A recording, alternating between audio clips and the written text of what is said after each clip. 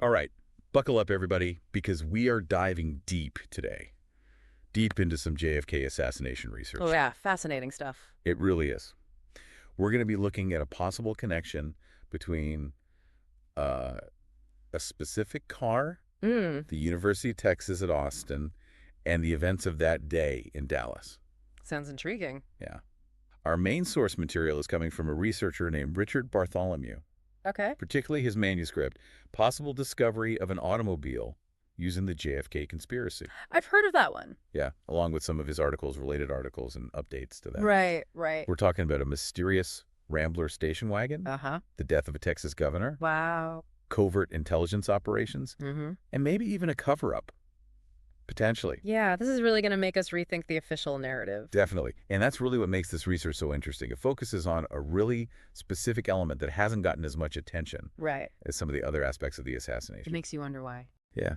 So Richard Bartholomew's research, I guess to start with the basics, Yeah.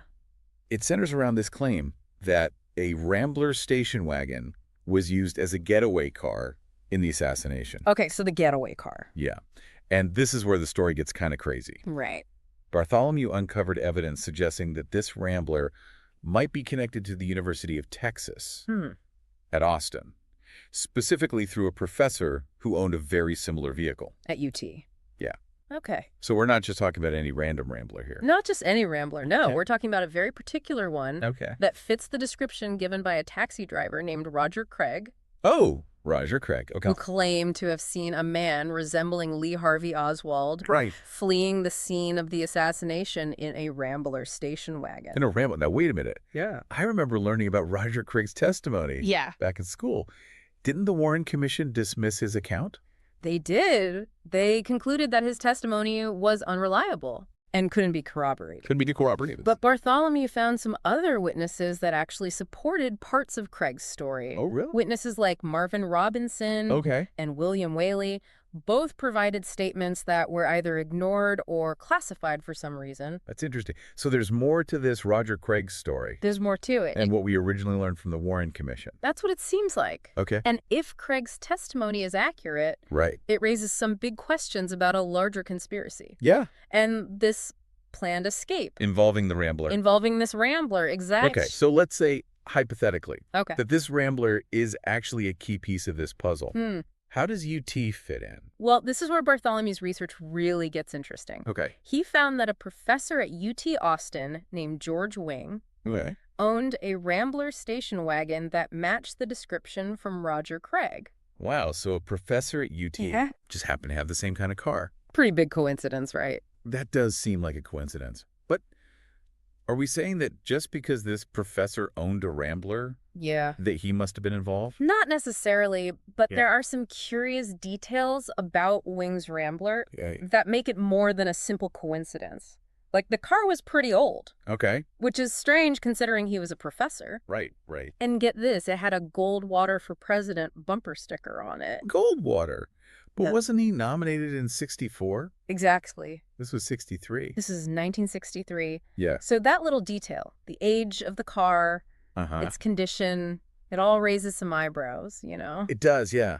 It's like the car was meant to stand out. Or to send a message, maybe. Okay, so we have this professor Right. with this strange Rambler that could be the same one Craig saw. Right. But how does this connect to a larger conspiracy? Bartholomew suggests a link between Wing's Rambler Okay. and another prominent figure at UT named C.B. Smith Sr. C.B. Smith Sr. Smith had connections to different right-wing groups. Okay. And interestingly enough, he was in Japan for the whole year surrounding the assassination. Oh, really? The entire year. So he was out of the country during the assassination. Conveniently, yeah. It is suspicious. But what was his role in all of this? That's the question Bartholomew tries to answer. He explores Smith's background, his connections, and the whole thing with his absence from the university. It's really a deep dive. It sounds like it. All right, so we've got this mysterious Rambler, Right. a potentially connected professor, and a high-ranking university official who was out of the country during the assassination. Out of the country. What else did Bartholomew uncover about UT? Well, it's important to remember that the political climate, especially in Texas, was super tense back then. Right. And Bartholomew points out that UT had several people with ties to intelligence agencies. Oh, wow. People like Harry Ransom. Okay. John W.F. Doles. Wait, John Foster Dole. Yes, that's the one. Wow. And even Walt Whitman Rostow. Okay. They were all at UT. They were all influential figures there, yeah. So UT might have been more than just a university. More than meets the eye, right? Yeah, it might have been a hub for covert activity. Potentially playing a role in the events leading up to and following the assassination. So we're starting to see a pattern. A bunch of people with connections to intelligence agencies. Right. All at this university. It's like something out of a spy movie. Yeah. And remember, we're just scratching the surface here. We are. There's so much more to explore. Like the connections surrounding Marina Oswald. Right, Lee Harvey Oswald's wife. Yeah. Okay, so before we go into that story, Okay. let's take a step back and summarize. Sure. We're exploring the idea Yeah. that a Rambler station wagon Okay. was a key part of the JFK assassination, possibly the getaway car. Possibly. This Rambler might be linked to UT through Professor Wing, who owned one, and there's a chance that C.B. Smith Sr., who was conveniently out of the country, Right. might be involved somehow. Right. On top of that, UT had all these people with ties to intelligence agencies. It's a lot to unpack. Yeah, am I getting all this right? You got it. Okay. And as we dig deeper, Yeah. these threads start to weave together. They really do. Okay, so let's follow those threads and see where they go. Where does Marina Oswald fit into all of this? What's her role in this web of connections? Well, Marina's life after the assassination is really fascinating. Okay. She was surrounded by all these people with ties to intelligence agencies, the oil industry. Wow. Even figures who were part of earlier political events. Oh, wow. It's like she was constantly being watched by people with hidden agendas. Okay, this is getting interesting. It is. Let's hear more about Marina Oswald and her connections. Absolutely. And how they might relate to the assassination. That's where we go next. This is where we meet George de Mohrenschildt, De Mohrenschildt. a family friend of the Oswalds. With connections to intelligence agencies in the oil industry. Yeah. His connections are really important. Yeah. They show the complex web of relationships around Marina. All right, let's unpack that web and see what it tells us. Let's do it. So we're talking about Marina Oswald. Yeah, Lee Harvey Oswald's wife. Right, and her connections to this George de Mohrenschildt guy. Right. What was his deal? Was he like a spy or something? Well, de Mohrenschildt was a really complex figure, a Russian-born geologist, ties to the oil industry. Okay. But he also had connections to all these intelligence agencies like the CIA and the FBI. Wow. So Bartholomew is suggesting that he was manipulating Oswald. Yeah, potentially even orchestrating Oswald's movements before the assassination. So wait, are we saying de Mohrenschildt might have been the mastermind? Bartholomew doesn't go that far, Okay. but he presents evidence Yeah. that suggests de Mohrenschildt played a much bigger role than anyone knew. I mean, his connections to Oswald and Marina, they're undeniable. Right. And his intelligence background, makes him a prime suspect for more investigation. Yeah. Okay, so de Mohrenschildt is definitely a shady character. Definitely. But what about Marina? Did she know anything? Was she involved? Bartholomew doesn't think she was directly involved in the assassination plot, Okay. but he does say that she was surrounded by people with questionable motives and connections. Like who? Who else was in Marina's circle? Well, Bartholomew points to the strange role of these babysitters who watched Marina after the assassination. People like George Bouet and Mrs. Declan Ford. Okay. They had connections to powerful figures like Jack Creighton and Lewis W. MacNaughton. Wow, these aren't just like random people? No, they were deeply embedded in this whole network of politics and intelligence. Okay, so hold on. Marina was surrounded by spies and oil tycoons. That's what it looks like. What was going on? Why all the secrecy? That's what Bartholomew tries to figure out. He looks at the backgrounds of these people, their connections to Marina, and the possible reasons they were so involved in her life. Okay. It's almost as if they were trying to control her. Control her? Yeah, or manipulate her into saying or doing certain things. So we've got Marina surrounded by these shady characters. De Mohrenschildt might be pulling the strings behind the scenes. Right. This is getting more complicated by the minute. And there's one more piece to the puzzle we need to consider. Okay, who's that? Michael Payne. Michael Payne. He was a friend of Marina and Lee Harvey Oswald. Okay. Marina was actually staying with him just before the assassination. Okay, what's so important about this Michael Payne? Was he also connected to intelligence or something? Payne wasn't directly involved in intelligence, Okay. but he did have one connection that Bartholomew found interesting. Hmm.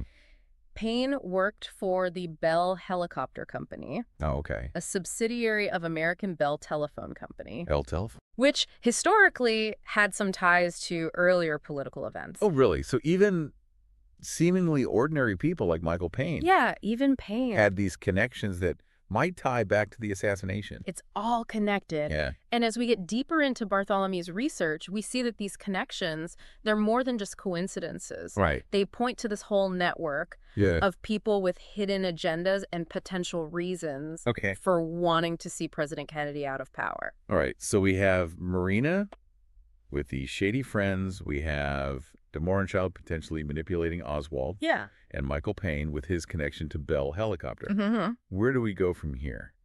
How does all of this tie back to the Rambler and the University of Texas? Well, this is where things take a really strange turn. Okay. Bartholomew discovered something else that seemed totally unrelated at first. What was that? But it ended up adding a whole new layer to his research. All right. He found a bunch of books at UT Austin. Books? Yeah, with specific pages cut out. What? Someone was cutting pages out of books. It seems that way. What kind of books are we talking about? And why would someone do that?